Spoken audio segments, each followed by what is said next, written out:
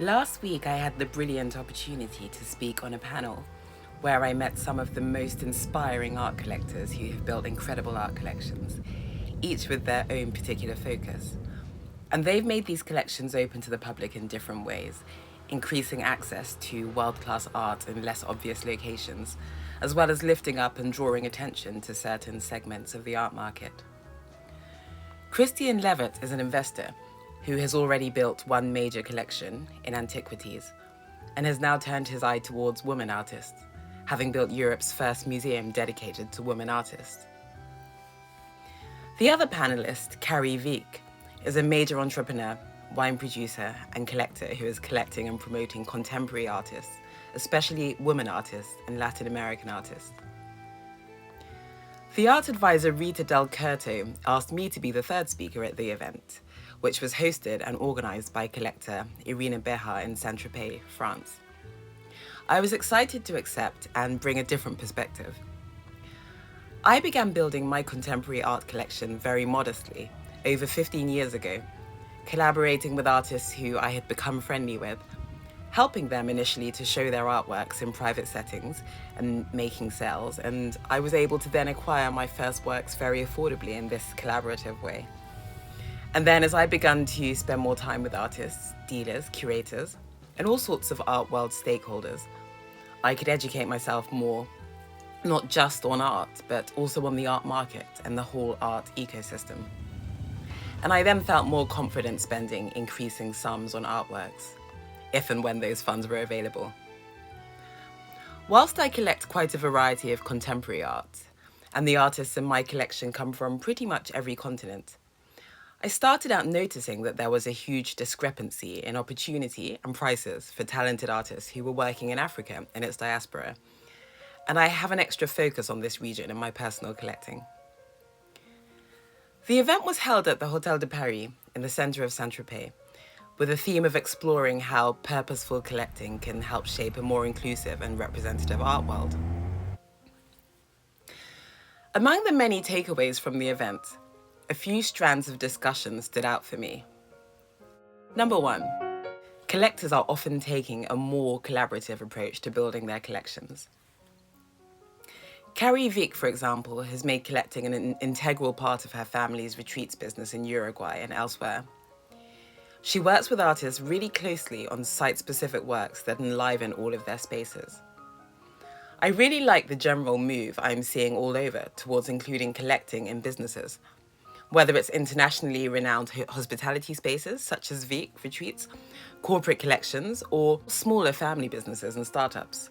It's an effective way to introduce a personal touch, support the art ecosystem, as well as speak to different people in a meaningful and non-corporate way. In Saint-Tropez alone, there were public art installations everywhere. I particularly loved the Ugo Rondinoni sculpture in the Dior restaurant. To do their spaces and working on a collaborative design, which I think is also kind of a new and different experience for most artists. Most artists, they paint in their studios, they're not creating living spaces. So I think they like that. Number two, particular artists and artworks have come in and out of fashion multiple times in art history.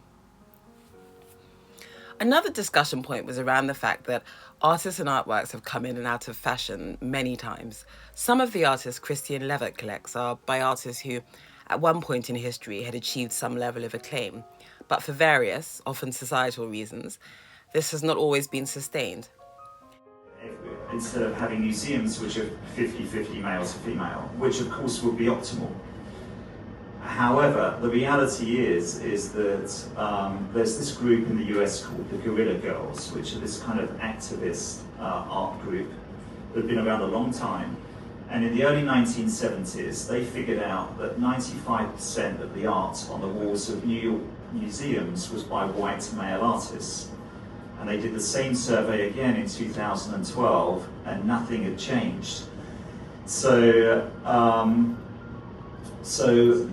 looking for artists that were showing with their major galleries during whatever period they were associated with. His museum shines a light on many such artists, as well as the contemporary superstars of today, including Cecily Brown and Tracy Emin, who have both recently had major shows. It would seem that an overarching connecting principle for building a collection, a mid to longer term approach, and focusing on a coherent vision as a whole, makes for a more powerful collection, rather than chasing different trends as they come along.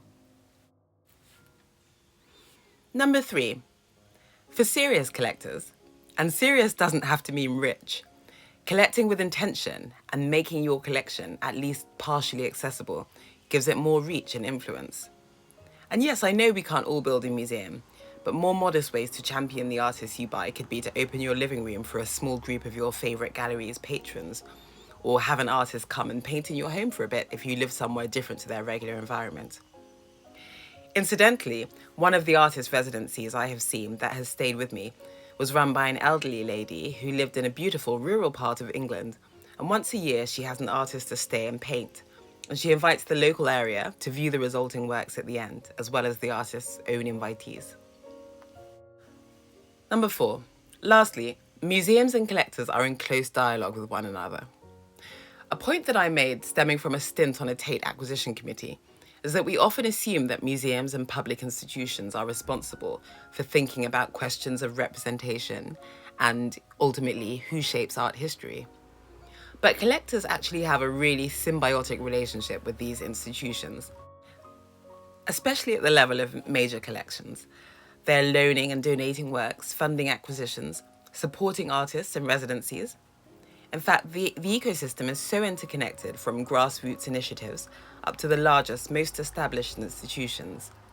Even social media support and public engagement for certain exhibitions can influence museum acquisitions. So we can all play our part in helping to showcase the full breadth of artistic excellence which exists today, and in deciding which art should be considered part of the landscape of important art. Thanks for getting to this stage in the video. I'm curious, what does collecting with intention mean to you? If you're interested in art, particularly contemporary art and art collecting, then do go ahead and hit those like and subscribe buttons. Thanks for watching and see you soon.